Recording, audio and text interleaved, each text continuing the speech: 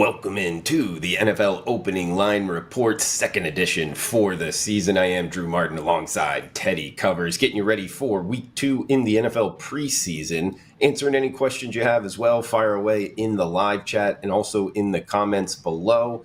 And any questions in the regular season, more than welcome. Teddy, week 1 in the books here for NFLX. On to week 2. How you feeling, buddy?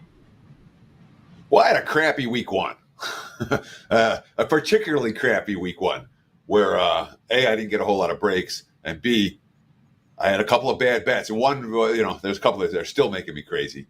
But I bet Arizona at the wrong time. Bet Arizona at the close, you cash.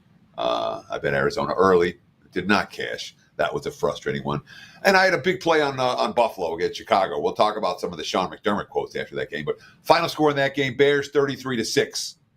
That being said, the Bills were driving, had a wide open receiver for a touchdown, take the lead in the fourth quarter. Pass was overthrown, false start next snap, pick 6 next snap, and then 2 consecutive touchdowns for the Bears in that one. That wasn't fun for myself or the clients, unfortunately. That was the $2 Tuesday play from last Tuesday. It had a chance, and then it had no chance. So it wasn't a real good weekend for the clients, and I have a little bit of a frustrating weekend in that regard.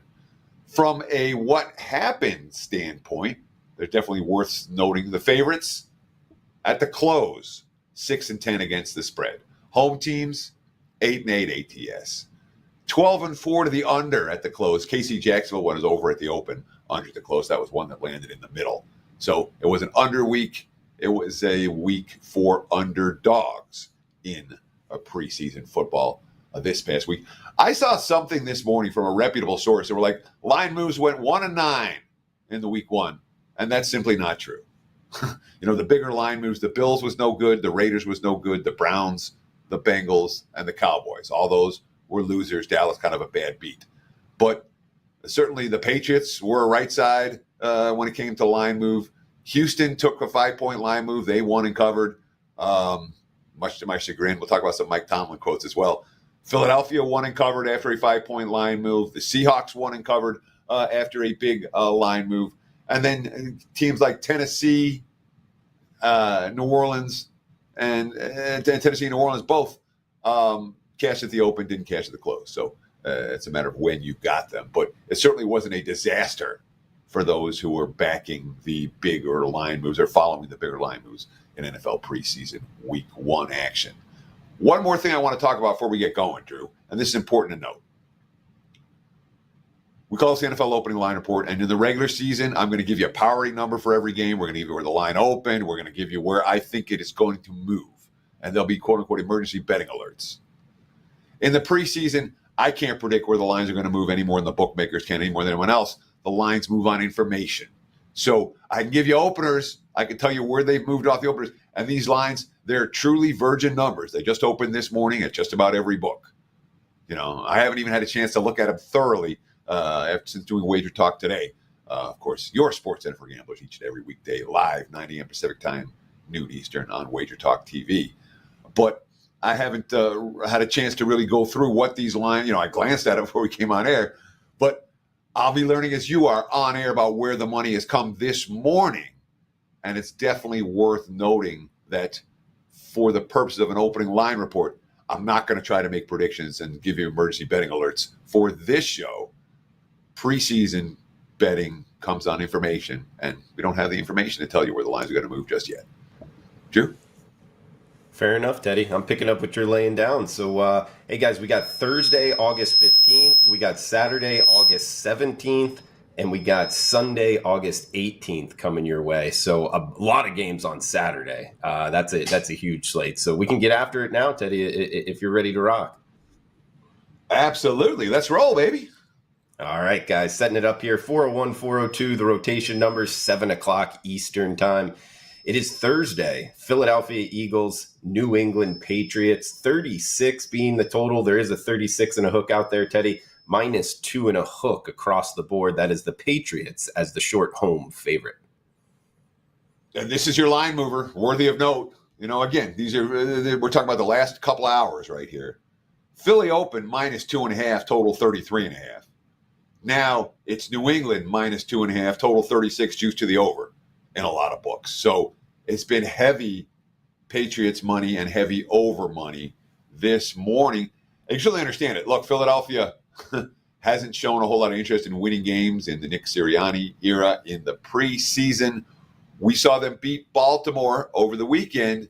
That was Baltimore beating themselves. Baltimore fumbled in their own territory with just over 2 to play, and Philly kicked the game-winning field goal to win.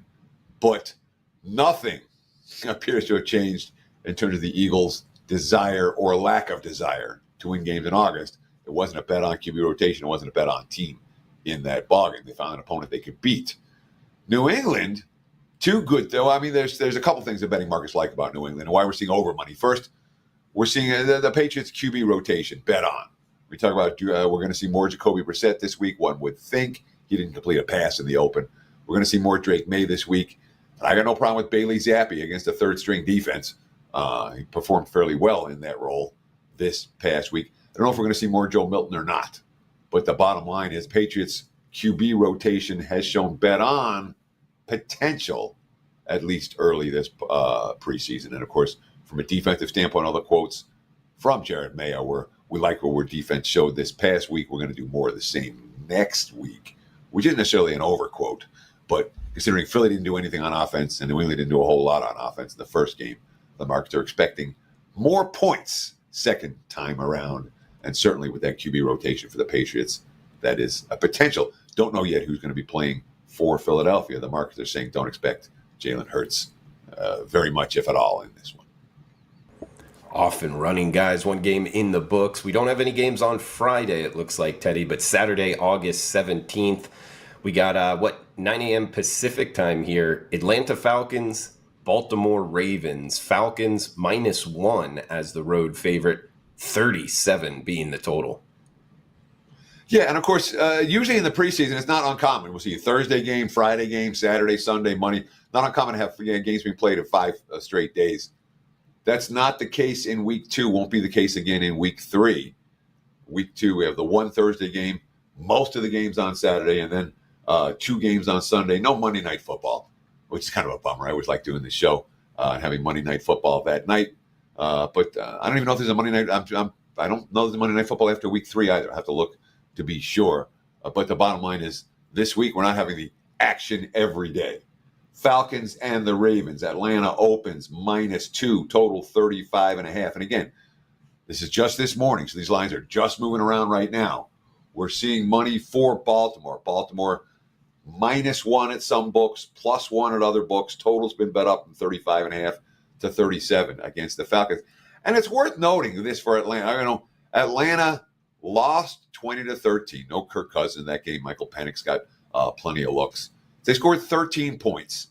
The quotes after the game from McDonald, Miami's head coach, is, we were playing a bunch of defensive guys out of position. I thought our defense played really well considering.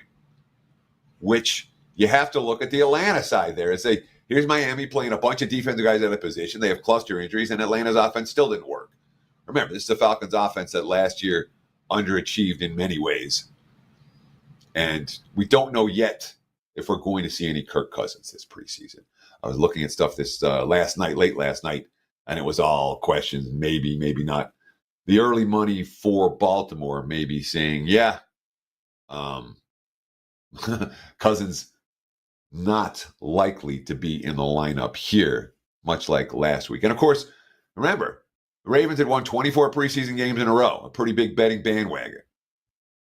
They've now lost 3 straight and not playing the type of second half football that they were for the majority of that extended winning streak. The Ravens preseason, again, you look at the long-term stats, you say Baltimore's bet on every game. Well, the markets faded them last week. They're fading them here so far, and they lost now 3 in a row in August. Yeah, that run seems to be over, at least for now, in the NFLX for the Ravens. We got 10 a.m. Pacific kick for the next one, 4:05, 4:06, New York Giants, Houston Texans. Texans -3, pretty much across the board, 39 and a hook being the total here, Teddy. Yeah, Texans opened 5.5, and now we're looking at 3s. And again, we're not talking about 100 books with these line openers just yet. And there are many books that still haven't opened these numbers yet, but the early markets have moved significantly towards the G-men against the Texans, which is a little bit of a surprise. The Texans took money in the last week, a fair bit of money. And the Texans have in the game against Pittsburgh. And make no mistake about it, the Texans have a bet on QB rotation for August. And it showed in each of their first 2 preseason games in the markets. Certainly from an opening number standpoint, the markets are paying attention. Now, again, I don't know if we're going to see Stroud here. If we do, I don't expect to see him a whole lot for the Texans. But whether he plays or not, and again, you probably get a cup of coffee. Davis Mills, Case Keenum, Tim Boyle, 3 guys, all of whom have fairly recent NFL starting experience. That is a bet on QB trio, and certainly something that the markets will take notice. That being said, the Giants didn't play any starters against the Lions last week. And it was a game that was played. It was a wet field. There was a light rain. They had multiple joint practices during the week, and a bunch of fights in those practices. And Brian DeBall was like, "Yeah, we'll sit our starters here." I don't necessarily expect that to be the case for this game, and neither to the markets. I believe that's why the early money has come for the New York Football Giants, coming off that double-digit win against Detroit. NFL opening line report, NFLX preseason, breaking it down. 2 games in the books here. Teddy, you brought up the market not being, I guess, fully mature right now. I got a question for you. And guys, fire away any questions in the comments below, live chat as well here on the WagerTalk YouTube channel. What differences do you see in the lines being released in the NFL preseason compared to the regular season? One thing I'd throw out there is, by this time doing the NFL opening line report with you, in the NFL regular season, every book would have side and total, whereas right now Yes. it's really just DraftKings and then the offshore market. So there's a handful of books that have numbers up now. Okay. Whether you're talking about global books, whether you're talking about books in the States, there's enough of a market that we can talk about it. But it's compared to the regular season, there's nothing doing. Right? In the regular season, you have look-ahead lines. We talk about the look-ahead line. So you have every game for next week lined on Tuesday and Wednesday. So we have a clear indicator of how much 1 week is going to affect a point spread, or the results of 1 week's games are going to affect the point spread. The lines open everywhere on Sunday, and they are getting bet into heavily by Sunday night, and we call them fairly mature by Monday morning. Here, half the books haven't posted yet, and the reason they haven't posted yet is they're letting the other books take all the heat. Make no mistake about it, when it comes to preseason lines, I sat there last night and really tried to make some numbers for a while, and I'm like, these are garbage. I don't know what the hell number to put up for this game. They're not any good until you get information from coaches about what the game plan is going to be. So you see that in the markets. Everything's 2, 2.5, 3, 3.5 in that range. And then the betting markets say, nah, here's some info we can bet on, and they bet it. Obviously, that won't be the case for the regular season. So when it comes to lining these games, the books don't know a whole lot more than we do. The advantage they have, they're getting minus 110 on both sides. And they're winning at least some of the games where we're seeing big line moves. And that's all a bookmaker can ask for.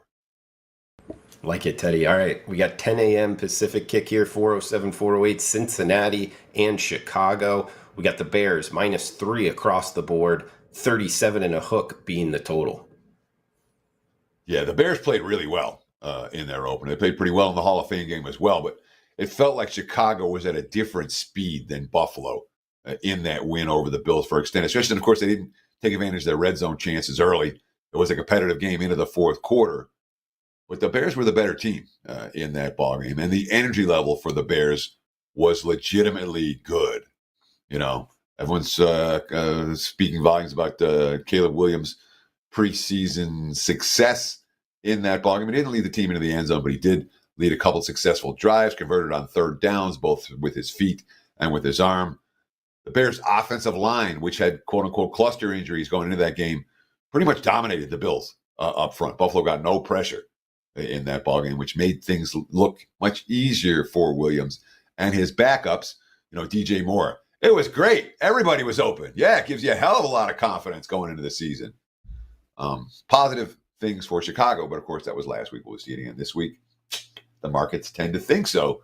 The Bears have now played well offensively in each of their first 2 preseason games. Since he didn't necessarily. Jake Browning had a rough game. Jake Browning, who had a great, was solid last year in replacement of Joe Burrow. He had 18 pass attempts for 52 yards in the first half. He played into the third quarter because the first half was so bad it wasn't any better there. Logan Woodside played better later in the game. But since he not necessarily a team that is caring a lot in the Zach Taylor era about wins and losses in August, it showed on the field, and certainly it showed in this point spread, although there's been a little bit of early money for the over. And again, we saw a whole lot of unders in week one. A little bit of early money for the over here, and that's pretty much a theme for this. I haven't seen any. I'm looking down the WagerTalk live odds screen, and there's been money for the over. It looks like someone came in and bet it over the total in every single game. They just bet the board, so it's not an opinion about any one game. It's an opinion after totals went 12-4 to the under this last week, after last year was a big over year in preseason football. The markets, someone out there is saying, I like all the overs this week. I'm not convinced any of these is an opinion move in a real sense. It's much more of this market is a little bit too low. Let's bet them all over. We'll cash, in theory, more than we lose. Like the breakdown, Teddy, as we got Detroit Lions, Kansas City Chiefs up next, 1 o'clock Pacific kick here. We get another one, 36.5 I'm seeing as the over. Now it's 38.5, -4. That's KC as the home favorite. Yeah, interesting. So you expect a little bit more of the Chiefs starters in this one, and the Chiefs starters are going to get betting market respect. Kansas City didn't play great in the preseason debut against Jacksonville. Their special teams were off. The Jags had a bunch of long returns. They nearly had 3 special teams touchdowns in that ball game. A lot of problems in coverage for KC. The offense didn't click. The defense wasn't that good. Andy Reid, is he concerned? Quote, we'll get it cleaned up. Doesn't sound too worried in that regard. I talked a minute ago about the Lions-Giants game and how both coaches were like, I'm not risking anyone. We got a wet field. Let's not screw around. And they already had the joint practices earlier in the week. So Detroit, we're not going to take a lot away from that contest. But again, they went 5 of 17 on third down, 0 of 4 on fourth down, 0 of 3 in the red zone. So it wasn't like they executed particularly well. Dan Campbell, quote, certainly wasn't our best performance. But, man, there were some guys that showed up, and it's going to be a great tape for us to evaluate. Campbell always positive. But that certainly wasn't our best performance. One might expect a little bit more intensity this week from the Lions after a game where they pretty much no-showed. We got 4-11, 4-12 up next, 125 Pacific kick here. It's the Vikings at the Browns. 38 being the total here, Teddy. -3 flat across the board. That's Cleveland as the home favorite hosting the Vikings. Yeah, so I'm seeing 3s, I'm seeing 2.5s, I'm seeing 2s right now for Minnesota, Cleveland, the Browns favored in all of those. And boom, 2 just went to 3. And the 2.5 just went to 3. Literally, I'm watching it in real time. So there's money showing for Cleveland as we speak here on air against Minnesota. Kevin O'Connell had been 0-6 straight up, 1-5 ATS in August. And they rallied from double digits behind in the second half to steal a win in their preseason debut. I think it was 24-23 final. J.J. McCarthy, everyone's thrilled because he threw a couple of big touchdown passes. They were chucking the ball downfield, worth noting that. Kevin O'Connell, quote, clearly everyone can see the arm talent.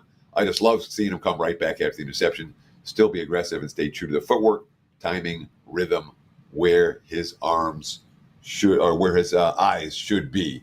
So a positive sign for Minnesota. Maybe a QB rotation that's bet on, but not a head coach who's necessarily shown a whole lot of signs that he is all that interested in winning games in August. Cleveland, last week they took money. They have the quarterback rotation that everyone likes, with veterans in the second half. And guys who can make plays with their feet in the second half. You like Dorian Thompson Robinson's a guy I'm very comfortable putting my money on. in the second half of a pre-game. And he's not the only one for Cleveland in that regard. We talk about backup QBs who you can trust. We like Tyler Huntley. We like Jameis Winston. All right. For August, not always for September, but for August, we like these guys. So I'm not surprised again that the Browns take money. And the Browns sat their starters. The Packers paid theirs. The Packers only played theirs for 3 plays before they scored a big play touchdown and then benched them. But the fact that Cleveland basically sat most of their key guys last week and they have the QB rotation that people like, I'm not surprised that the first bets have come for the Browns in this one. They were a popular choice again last week. And O'Connell for Minnesota has been a guy who's cared a whole lot about winning games at this time of the year. From Cleveland to South Florida, next up, 4 o'clock Pacific, 7 o'clock Eastern, Washington at Miami. Teddy, seeing anywhere from pick'em to -1. That's the Dolphins at home, 37 the total in Hard Rock. Yeah, and again, this is another total that's been bet up. There was a 1.5 out here earlier for Miami. Now it's pick or -1. So there's been a little bit of Washington money at the open. Both teams coming off solid performances. But again, wins and losses in August, you don't worry about too much about that. I want to note the Mike McDonald quote that I referenced earlier, saying, quote, "We had some defensive players play out of position because of some depth issues. So it was good to see our guys get a win in front of the home fans." Cluster injuries are something to pay attention to in August. Miami has defensive concerns right here. That's something to pay a lot of attention to this week. And I think that may well be what some of the money has come for Washington at the opener. Of course, the Commanders played well in their preseason debut. And really, you're talking a fair bit about Jaden Daniels, who's going to get lots of playing time this August. Jaden Daniels played well in this past week against the Jets. Quote, "I feel like it just gives everybody confidence moving forward." Obviously, not just me. Dan Quinn. Jaden, I thought, had a real command of things. It was a great first day for him. And when you have a QB, a rookie QB, is going to get ample playing time here. You would expect to see things like offensive line starters, skill position talent play a little bit longer for Washington. So Daniels has a chance to work with the first stringers. That tends to be a bet-on situation, and that could be another reason why we're seeing some of this. Again, you don't want to over-exaggerate it. It's 1 or 2 bettors, but we have seen some early money for Washington. That could be what they're looking at. Washington's a bet-on, potentially because the starters might play longer than Miami's, and Miami's cluster injuries on the defensive side of the football could be a concern as well. Next one up, we got Buffalo at Pittsburgh, 4 o'clock Pacific time. We got 36, 36.5, 37 all out there for the total. Some a big over move in this one, Teddy. We got -3. That's the Steelers across the board as the home favorite hosting the Bills. Yeah, so one thing I don't look in the preseason is I don't do look-aheads. So I'm not interested in, I'm worried about who the team's going to play next week. And this is my single most disappointing matchup because I think both these teams are bet on for this game. The fact they're playing each other. There aren't that many teams. I'm like, this happened last week. I would expect something different this time around in terms of coaches' game plans, in terms of coaches' mentality. Certainly for a first half selection, I thought both these teams had bet on potential, but they're playing each other. Pittsburgh moved the ball, up and down the field for extended stretches of that game last week, but a lot of self-inflicted woes. They got across midfield twice with Justin Fields under center, but they had a fumbled snap that killed the drive. They had a bad sack where Fields held the ball too long that killed the drive. His quote after the game, quote, "We're just shooting ourselves in the foot. We can definitely be better." Kyle Allen set up the Steelers for an easy touchdown pass. Instead, they came up empty in the end zone. He missed a wide-open receiver in the back corner of the end zone on 4th down. They got no points on that drive. Kyle Allen, quote, "Just had to give him a better ball. I threw it a little deep for him." Of course, the Steelers under Tomlin have been very much bet on in August, but so have the Bills under McDermott. When you talk about the coaches with the track records, you have Harbaugh in Baltimore, McDermott in Buffalo, Tomlin in Pittsburgh, all of whom have made their backers money both short and long term. Harbaugh not so much short term anymore. And both Tomlin and McDermott cost their backers, including me, money this past weekend. But long term, all three of those guys have been pretty strong bet on. Sean McDermott was not amused with what happened. Buffalo had a ton of penalties, a ton of pre-snap penalties. They did not have the same energy that Chicago did. And with the game on the line in the fourth quarter, they completely fell apart. It was so bad for Buffalo up front that McDermott, who sent out Josh Allen for a second series after a 3-and-out early, he pulled him midway through the series.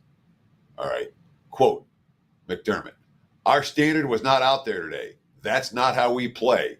If you had a blood pressure cuff on me during that game, it probably would have exploded. Me too, McDermott. They had 11 penalties in the contest. Quote, we didn't control the line of scrimmage from the jump all the way down to one of the last series we had on offense, trying to get a first down on 3rd and 1 and can't get a yard. That's where the challenge comes in. We've got to embrace that challenge. We got a whole lot of work to do. Buffalo might well be bet on this week. I'm surprised that early money's come against them, with Pittsburgh now -3 at most locations. Of course, the Steelers still do have that bet on QB rotation in theory, although we're talking about veteran QBs, but we're not talking about veteran QBs for the Steelers who've been in the system the way they have in recent seasons. So again, that's one that surprised me a little bit. I did not think we see the Bills get the Steelers get bet up from -2 to -3 off the get-go. Buffalo, they took a ton of money this last week. It was probably the biggest move of the week for the bookmakers. My clients and I were on the right end of that move. We got the Bills at +1.5. Didn't make that bet any better. True. Certainly not when it came to the final result. For sure, Teddy. As we move down the list here, guys, it's a jam-packed Saturday night of NFL preseason. 6 games, all at 7 o'clock Eastern, 4 o'clock Pacific. Next one up, we got Arizona and Indianapolis, Teddy. We are seeing the Colts -3 in the hook now pretty much across the board. 38.5 being the total. Cardinals at Colts. Yeah, so we're not going to see Kyler Murray at all in preseason. That's been officially determined, or that's what Jonathan Gannon said anyway. So we're not going to see Kyler Murray, which means we're going to see a fair bit of Desmond Ridder and Clayton Tune. And I don't know how to phrase this any other way. I'm sick of Desmond Ridder costing me money, dude. That guy freaking sucks. And he sucked last year in Atlanta, and he was just awful in the first half last week. Now, the offensive line wasn't good in front of him, but, 4 completions for 43 yards in the first half. And Gannon didn't blame his QB. Quote, you like to get some first downs. That's not just the quarterback. That's everybody. He's not blocking for himself. He's not running routes for himself. So I think as a whole, we need to do better. But Arizona didn't really they weren't playing starters. But the Cardinals in the first half of that game were pretty rough. And Desmond Ridder was a big part of that problem. Clayton Tune out, in the first drive of the second half, Clayton Tune had more yards than Ridder did for the entirety of the first half of that ball game. He played fairly well and actually guided the team to a win, except that the defense couldn't hold it. And that's also worth noting for Arizona. We're not seeing a whole lot of defense. We're not seeing a defense that we can be confident is going to get stops in the second half of any of these games. They didn't. Indy played a wild shootout with Denver, and I'm not surprised at all that we've seen over money. Again, we're seeing big over money here. 35.5 to the open at the open. Now I'm seeing as high as 38.5 at DraftKings right now. So the Colts showing signs of being a over team. That defense allowed 32 first downs, more than 400 yards, and 38 minutes of possession in a game where they forced 3 turnovers. So worth noting this quote from Anthony Richardson, quote, we're talking about that in the locker room at halftime. We're disappointed we didn't get more reps than that. There's time. Of course, it was Anthony Richardson and Jonathan Taylor on the field together, which in theory is supposed to be a dynamic duo for Indy. They didn't get a whole lot of opportunities in this one. Well, maybe we'll see more of the Colts starters. And, of course, the first bet's coming for Indy, in part because we don't know if any, Arizona rested starters last week. I'm not anticipating we'll see a whole lot of them this week, certainly not Murray and company. And for Indy, there is some urgency to get some of those starters on the field more. So those first bets have come for the Colts. No surprise in that regard. Good breakdown, Teddy, as we're about halfway through here. Maybe chop it up a little bit. We got a bunch of comments, guys. Feel free to fire away in the live chat. Also comments below. Teddy, Chris B asking, have the new punt rules affected anything yet? Well, the new kickoff rules as well. We talked about it a little bit on last week's show, but didn't know if you noticed anything kind of week one, any rules changes that you think would affect betting in the NFL preseason right now?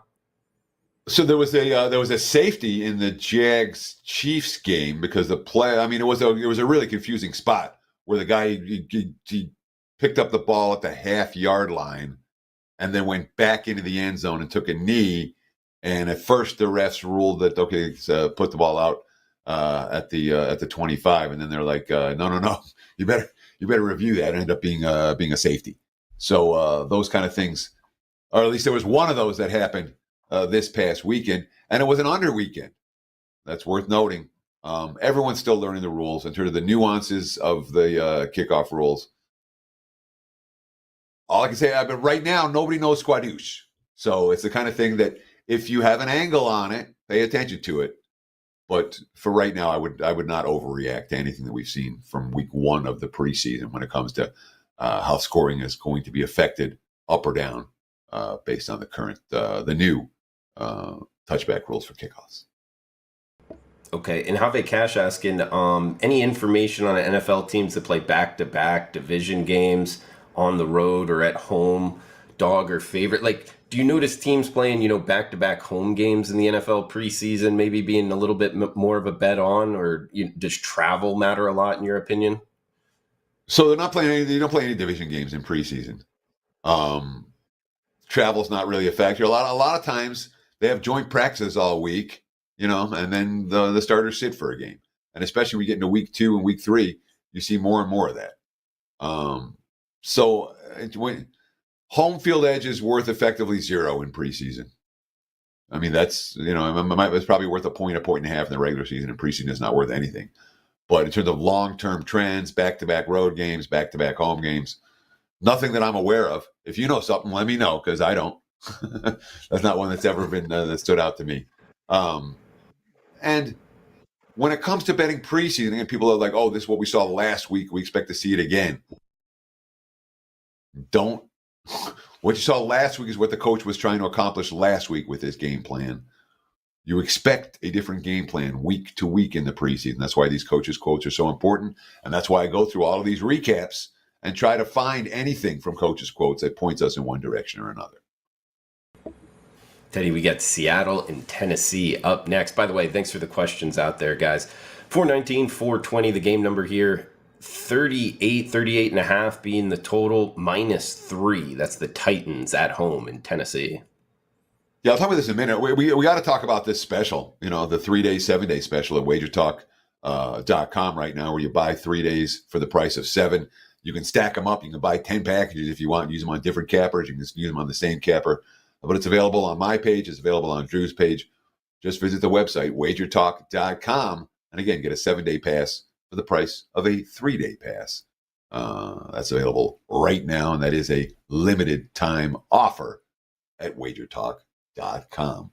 When it comes to Seattle and Tennessee, we've seen a little bit of Titans money. The 2.5s at the opens are now 3. We've seen a lot of over money, 34.5 at the open, now 38/38.5. And, Tennessee beat San Fran, a game that stayed under. Their offense didn't do all that much. They had a pair of big special teams play that led to basically a pair of scores for the Titans. Will Levis leading a pair of touchdown drives on his series. Another quote, we had no penalties till the second half. That was cool to see. We got a couple things we've got to clean up, but that was our number one goal. And I feel like we did a good job. That's Levis talking about the offense. Quote, guys were up and on their stuff. I felt well protected out there. Tennessee's offensive line, very much a question mark coming into the season. And yet the offensive line held up well. Although San Fran, they were an absolute no-show in that game in a big sense. We saw it in the betting market move. We'll talk about the Niners in a few minutes, but they got their fair share of cluster injuries. Seattle got a 16-3 win against a no-show Chargers team. The Chargers, too, didn't bring a whole lot to the table. The betting markets are saying, don't take anything from Seattle, anything away from Seattle in that game. They faced a team that, we'll talk about the Chargers in a minute, too, but their quarterback play was awful in that contest. Not like Seattle marched the ball up and down the field. It's not like they have a quarterback rotation that bettors are particularly excited about. Hence, some of the early Titans money and a whole lot of over money based, and again, in part on Tennessee's play, in part on the offensive line for Tennessee that looked good in that first outing. Next 4 o'clock Pacific, 7 o'clock Eastern kick here. New York Jets, Carolina Panthers, 34 being the total, Teddy. -3. That's the Jets as the road favorite. And the Jets don't care, which tells you how bad Carolina is regarding the betting markets right now in the preseason. The Jets don't care one bit. We saw that very clearly in the opener. And again, they found a way to stick around and make things interesting. But, we're not going to see any Aaron Rodgers in this ball game. We're not going to see Rodgers in the first two. Robert Saleh said he's not going to see him in the first 2 preseason games.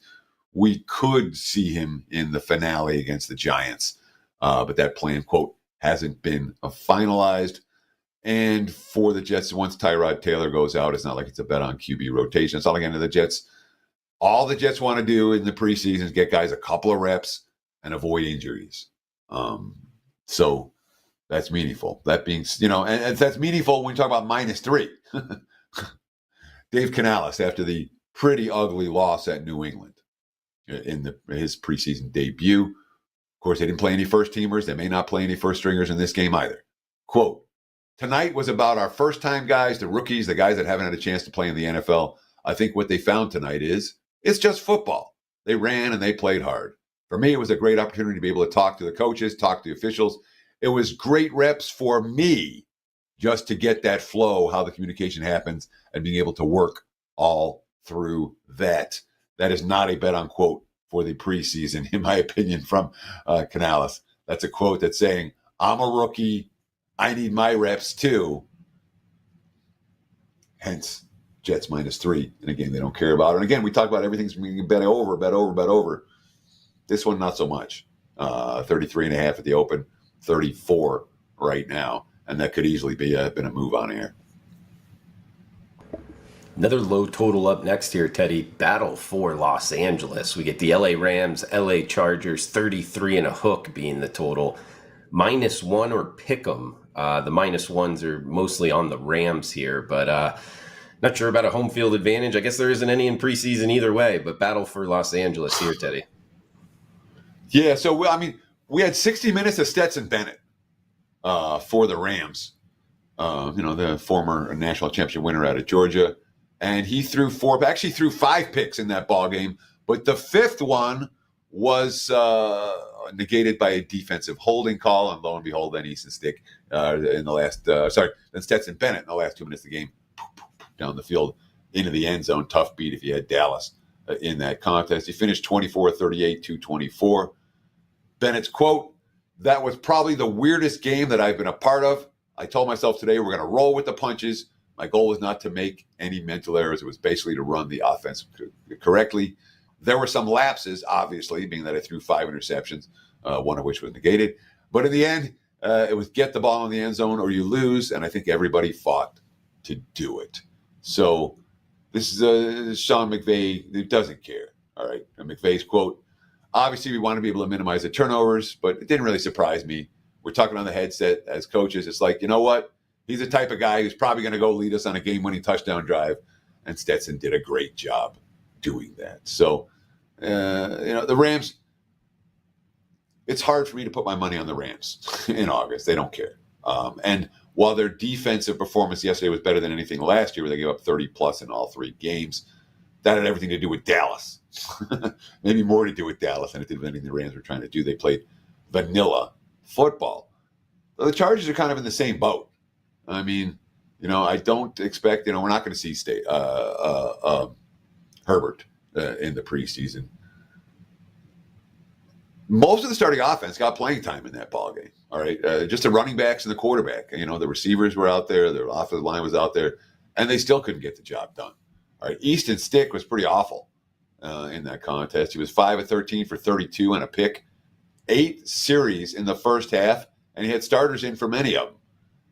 Quote, "That was frustrating. I think it's a combination of things, but ultimately not executing at a high level to move the football. It starts and ends with me. Oh, by the way, Chargers are signing quarterbacks." Luis Perez got signed this past week, which tells everyone, and Harbaugh even said it after the game, I'm not pleased with our quarterback room right now. We need more competition. So maybe there's a little bit more urgency for the Chargers than the betting marks are thinking. I know this. Rams -1. I ain't laying points with the Rams in a preseason game. So it's LA or pass a priori for this better. Teddy, Louis Perez, that's what the USFL guy. He was pretty good Yes. in that league. Does that change anything? Like, do you think he'll actually get time in this game, or not really? It's just kind of there filling out the room. Oh, no, I would absolutely expect him to get time in this game. Okay. If he knows the offense well enough to do it. In a bet on, or maybe not so much with him? And any opinion there? Because he did have success in like those, that I guess, lesser of a league. So I'm not going to call him a bet on quarterback in a situation where, and yeah, he was in there. He was on the field this past week. He went 5 for 12 for 61 yards. He was not a bet on QB in the sense of he's only been on the roster for a week, so he doesn't know the offense, doesn't know anything. It's not a bet on scenario. That being said, he can play. Yeah, and something to watch. The key, the more important thing is we signed a quarterback. Let's light a fire under somebody's ass, because all y'all are going to get cut. And basically, reading between the lines from Harbaugh post game, he was not pleased with the play of his backups or his third stringers. So maybe there's a little bit more in terms of at the quarterback position. There could be more urgency there this week. Like it, Teddy. 425-426 up next. 4:30 Pacific kick here as this will be the 7th game going all at the same time. Tampa Bay and Jacksonville. We're seeing the Jags -3 at most shops. There is a prominent -4 out there in the global market. 38 being the total. Bucks at Jags here. Battle for Florida. Yeah, a lot of Jacksonville money. And they were betting against Tampa last week as well. Todd Bowles, quote, "We got our first game under our bets. A lot of guys played for the first time. For the most part, it was sloppy. There are a few things we need to clean up, but we made progress." I mean, that's as standard a coach's quote as you're going to find from anyone. Bowles is not a guy who's all that worried about wins at this time of the year. The betting markets are telling us that very clearly. The Jags, we talked about their special teams, how the special teams kind of dominated against Kansas City and set up 3 different scores for them. Won that game by doubles, but it's not like Jacksonville. There's urgency here for them either necessarily. The betting markets are expecting more Jacksonville starting action than Tampa starting action in this game. That's why we're seeing the early money come for the Jags. When it's number ones against number twos, the markets like the number ones. Although, again, in the second half, it's number threes against number threes and number threes and fours against number threes and fours. And again, that's when the vast majority of point spread outcomes are determined. Nonetheless, the markets always react to a scenario where one team isn't necessarily going to play starters, and this may be that situation here with the Bucks and the Jags. I don't have that for fact, but it doesn't appear like Bowles is going to give his starters a whole lot of playing time this August. We got the Saturday nightcap up next, 7 o'clock Pacific, not far from where TC's talking right now. It's the Las Vegas Raiders, -7 at most shops. There is a 6 and a hook out there. That's the Raiders as the home favorite. 36.5 being the total here, Teddy. It's Cowboys at Raiders, singled out final game on Saturday night. What are we thinking here? Yeah, so the Raiders have already taken a ton of money in this game. It was 3.5 at the open. Now we're 6.5, 7. And Dallas doesn't care. All right, Mike McCarthy is not worried about winning games in August. Their preseason track record is pretty miserable. If you bet on the Dallas Cowboys in recent years in August, you've lost money. Trey Lance, again, the stats say okay. I was not impressed with Trey Lance in that ballgame. He threw for 188 yards in his first game as a Cowboy. 4 field goals. Quote from Lance, "I think I learned a ton from it. I played with a bunch of different guys. It's good to feel the energy in the huddle." Of course, he came on with the second series of the ballgame and played the rest of the way. Quote, "I left some plays out there for sure across the board in the first quarter to the fourth. Anytime we get 4 extra possessions, don't score a touchdown, that's not a good feeling." Mike McCarthy, quote, "We look like we played our first game." In other ways, I'm really pleased with the takeaways and taking care of the football. There's a lot to go off of. So Dallas, not a team the markets are excited. The Raiders, you want to talk about urgency, there's a quarterback battle here. There's a quarterback battle. Oh, by the way, Antonio Pierce said this morning that his goal is to announce the starter after this game. Quote, We got to get ready to play football. I think we got enough film. We'll have 2 games here by then to evaluate both quarterbacks and see how they play. I thought both guys were efficient. There were some opportunities that Minshew made down the field that were really good. It was a clean pocket, man. You can see what this offense could be with both guys. So the quarterback competitions for starter always attract a lot of betting market attention. Aiden O'Connell, Gardner Minshew, and the starter being announced after the game this week. There's certainly urgency for the Raiders, and that is now officially factored into the point spread. The 3.5s at the open, again, 6.5, 7s right now. The betting market didn't sleep on this one this line moved like that off the opener that I saw. So lots and lots of Raiders money in a situation where you would expect the Raiders money to come. Saturday's games in the books, guys. We'll turn the page to Sunday, August 18th. We got a doubleheader here. Well, 5 o'clock Pacific kick. We get New Orleans and San Francisco, Teddy. We are seeing Saints -2 in the hook, -3 as the road favorite, 36 being the total. Here's the quote. Here's the quote. With injuries mounting, the San Francisco 49ers have made a significant adjustment to their preseason schedule, announcing they've canceled their planned joint practices with the New Orleans Saints. 23 players didn't practice last week, and then the injury bug hit during the preseason opener again. Cornerback Embry Thomas got hurt in that game. That's going to keep him out for an extended period of time. This is an injury-riddled team. We talked about some of the rules for betting preseason last week on this show, and near the top of that list was when teams have cluster injuries in any position, they become bet against. The 49ers are being bet against right now. -2.5 at the open, +2.5 as we speak. That's a 5-point line move in the last couple hours against San Fran. They're canceling the joint practices. The injuries are a concern for San Francisco. Tons of guys have been held out of practice. Yet, for a team that wants to be playing meaningful games in January, these guys aren't going to see the field in August. The Saints, they have a backup quarterback battle, and we like that, certainly in terms of Jake Hayner versus Spencer Rattler. Rattler led them down the field for the game-winning score after they blew the lead in the fourth quarter against the Cardinals. But Derek Carr, again, not pretty in that contest. Saints offensive line, not pretty either. New Orleans, there was some urgency there potentially, but -2.5 urgency. Again, San Fran's bet against. I'm not convinced New Orleans is bet on. All right, Teddy, we got one game left here for Week 2 NFLX, and it is 4-3-1, 4-3-2, 5 o'clock Pacific kick. We get Green Bay Packers, Denver Broncos. One of the heaviest favorites on the Week 2 slate here, Teddy, -7 with juice on that number. So laying a touchdown at home, 39 or 40, one of the higher totals as well. It's the Packers at the Broncos, Teddy. Yeah, and this is all the last couple of hours. The line's open anywhere, Pacific time. 5, 6, 7 o'clock this morning. We're sitting at 4.5 as late as 8 a.m., as late as a quarter after 8 Pacific time. Now it's a full touchdown. So when you see these lines start to go in August, they don't stop until they hit something. This one hit 7. 7 juice to the over now with Denver against Green Bay. Money came against Green Bay this last week, even though the Packers played starters and the Browns sat theirs. Matt LaFleur, quote, "We just wanted to get their feet wet a little bit, knock some rust off. It's always good to not only go out there and play, but just a preparation mentally to play a game." I would expect to see more of that from Green Bay here, although the starters only played on offense 3 plays in that contest. Those 3 plays led to a big play touchdown.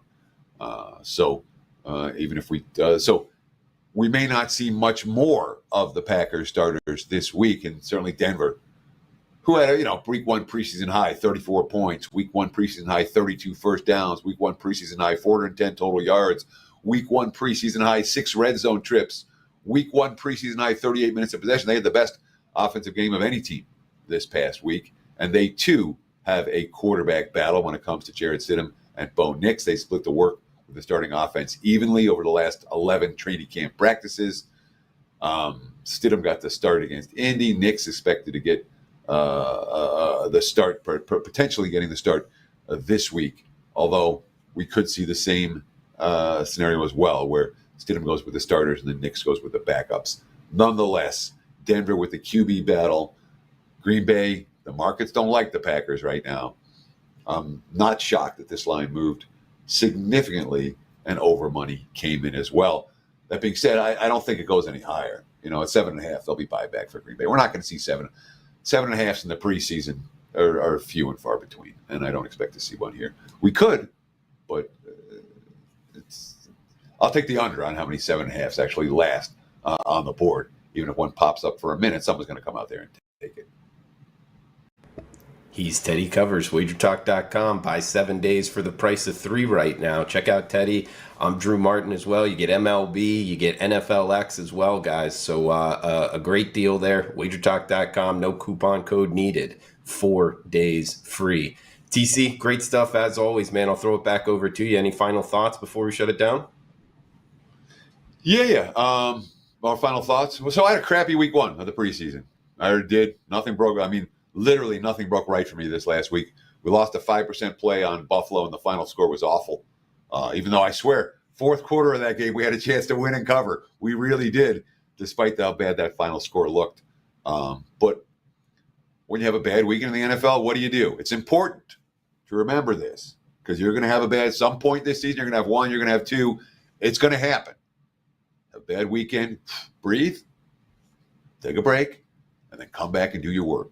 It's just that simple. It's not I suck at everything, let's overreact and not play any bets ever again. It's not, I got to play everything, I got to double check 6,000 things. Keep doing what you're doing. Recognize that variance sometimes will work against you. Recognize sometimes you're going to have a shitty weekend. And come back and get it back the next week. That's what we do. Thanks for watching. Appreciate all the comments, all the likes. Drew and I both going to get in the comments this week and reply just like we did last week. And, of course, all of you thousands and thousands of you watching every week. If you like this show, please tell a friend. We appreciate it very much. That's all I got, Drew. Like it, Teddy. Well said, guys. Teddy Covers, Drew Martin, checking out for week 2. We'll be back Monday. Come back and join us for NFL Opening Line Report, week 3 of the NFL preseason. For Teddy Covers, Drew Martin, checking out. Smash that like button, comment below, guys. Fire away any questions. Thanks for tuning in. Cash those tickets.